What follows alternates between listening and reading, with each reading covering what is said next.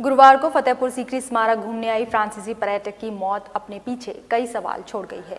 एक और इस मामले की डीएम ने मजिस्ट्रेट जांच के आदेश दिए हैं। वहीं पुरातत्व विभाग मौत की असली वजह जाने बिना ही मामले को ठंडे बस्ते में डालने में लग गया है कि इसका असली गुनहगार कौन है। गुरुवार को फ्रांस के लगभग 20 पर्यटक भरतपुर से फतेहपुर स्मारक घूमने आए थे, लेकिन 61 वर्षीय महिला टूरिस्ट एस्मा को क्या पता था कि दबे पांव मौत उसका पीछा कर रही है। वह अपने दोस्तों के साथ फोटो खिंचवा रही थी। इसी दौरान 9 फीट ऊंची रेलिंग से गिरकर उसकी मौत हो गई। फ्रांसीसी पर्यटक की मौत से प्रशासन में हड़कंप मच गया।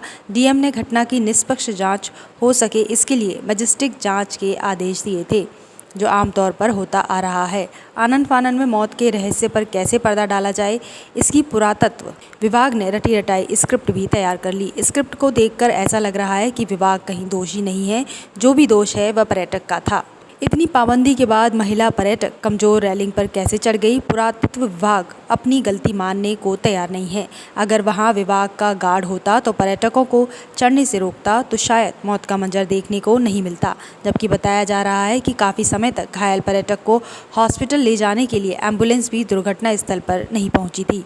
वहीं शनिवार को भी इतनी चौकसी के बाद एक रसियन पर्यटक भी हादसे का शिकार हो गया। उसके भी गंभीर चोटें आई हैं, लेकिन इतने के बावजूद पुरातत्व विभाग के कानों पर जूं नहीं रेंग रही है। विभाग किसी बड़े हादसे का इंतजार कर रहा है। वहीं अधीक्षक पुरातत्वविद राजकुमार पटेल का इस मामले में कुछ और ही कहना है। उन्होंने बताया कि रेलिंग कमजोर थी, लेकिन टूटी नहीं थी, वह झुक गई थी। जिस पर्यटक की मौत हुई है उसके ऊपर 2 पर्यटक और गिर गए थे। संभवतः सिर में गंभीर चोटें आने से पर्यटक की मौत हुई है और एम्बुलेंस भी दुर्घटना स्थल पर तुरंत पहुंच गई थी। जो भी प्राथमिक उपचार हो सकता था पर्यटक को दिलवाया गया था, लेकिन उसको बचाया नहीं जा सका। घटना दोपहर लगभग 1:30 बजे के आसपास की है, जब वो लोग उनका ग्रुप पैलेस कॉम्प्लेक्स, जो मेन पैलेस कॉम्प्लेक्स है उसके अंदर था, जो ख्वाबगाह के एरिया है अनूप तालाब, उसके बगल में एक छोटा सा पैलेस है, टर्की सुल्ताना पैलेस बोलते हैं। तो उसमें 2 बरामदे, एक पूरब की तरफ एक उत्तर की तरफ। तो बरामदों के पीछे जो है लो लाइन एरिया है, यानी गार्डन है एक तरफ और दूसरी तरफ भी गार्डन है, बट उसके किनारे से पाथवे जा रहा है। तो वो हाइट लगभग 6 फीट के आसपास है। तो वहाँ पे पहले 2017, 18, 19 के आसपास कुछ घटनाएं ऐसी हुई थी कि जब वो रेलिंग नहीं लगी थी तो कोई चलते चलते या फोटो लेते लोग गिर जाते थे। उसको बैरिकेड करने के लिए 2 पिलर के बीच में लकड़ी की रेलिंग्स लगाई गई थी। वो रेलिंग्स जस्ट एक इंडिकेटिव रेलिंग्स थी कि आपको इसके आगे नहीं जाना है, इस पर बहुत जोर या प्रेशर नहीं देना है। चूँकि वो मोनूमेंट सरफेस के ऊपर था, हम उसमें ड्रिलिंग और नेलिंग नहीं कर सकते थे, तो स्टोन बेस रख करके उनके ऊपर सॉकेट में फिक्स की गई थी। तो इनफैक्ट रेलिंग टूटी नहीं थी, रेलिंग ज़्यादा प्रेशर, कई सारे लोग इकट्ठा थे, ज़्यादा प्रेशर हुआ तो रेलिंग नीचे की तरफ गिर गई है। और उस गिरने की प्रक्रिया में 2 से 3 टूरिस्ट भी गिर गए हैं उनके ऊपर। तो जो ये महिला पर्यटक हैं संभवतः ये नीचे हुई, इनको सीरियस हेड इंजरी हुई थी, बट कोई ब्लीडिंग साइड पे नहीं हुई थी।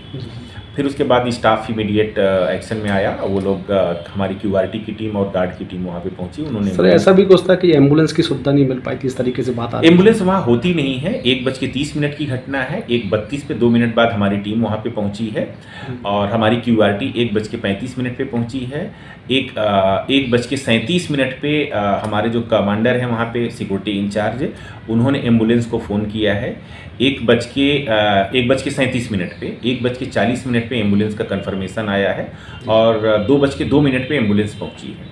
तो वहाँ इतना डिले नहीं हुआ। वहाँ से फिर ले आने में पहले वो संभवतः एसएन लाए हैं और फिर वो लोग एसएन से संभवतः प्राइवेट ले जाना चाह रहे हैं। रेनबो में लेकर गए। हाँ, वो लोग रेनबो में लेकर के गए हैं, जहाँ ये बताया गया कि इलाज के दौरान उनकी मृत्यु हुई और चूंकि हॉस्पिटल पहुँचने में देरी हुई, सीरियस हेड इंजरीज था, जो अभी जानकारी प्राप्त हो रही है उसके अनुसार। तो सर इसमें कुल मिला के पर्यटकों की कुछ गलती रही है क्या? कुछ मुझे लगता है ये थोड़ी सी अनदेखी हुई है, क्योंकि वो जो एरिया है, जब रेलिंग नहीं थी तो जो भी लोग गिरे हैं, किसी को खरोच आया, किसी को मामूली चोट आई, इस तरह से हुई थी।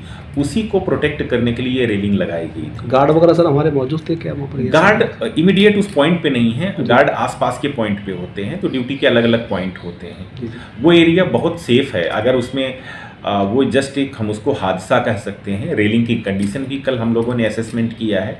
रेलिंग की कंडीशन, यह भी जग जाहिर है कि पर्यटक की मौत हुई है तो जांच भी होगी, सारी औपचारिकताएं पूरी की जाएंगी, दुर्घटनाएं भी होती रहेंगी। क्या वह असली गुनाहगार सामने आएगा, जिसकी लापरवाही से कई बार ऐसी दुर्घटनाएं होती हैं जिनको रोकने में विभाग कामयाब नहीं हो पाता है। अब देखना होगा कि मृतक फ्रांसीसी पर्यटक के परिजनों को क्या न्याय मिल पाएगा, या ऐसे ही दोषी लोग जिनकी लापरवाही से बार बार ऐसी घटनाएं होती हैं, विभाग खानापूर्ति करके उनको ऐसे ही अवैधान दे देगा। शीघ्र पुरातत्व विभाग कर्मचारियों के ड्रेस कोड भी लागू करने पर विचार कर रहा है।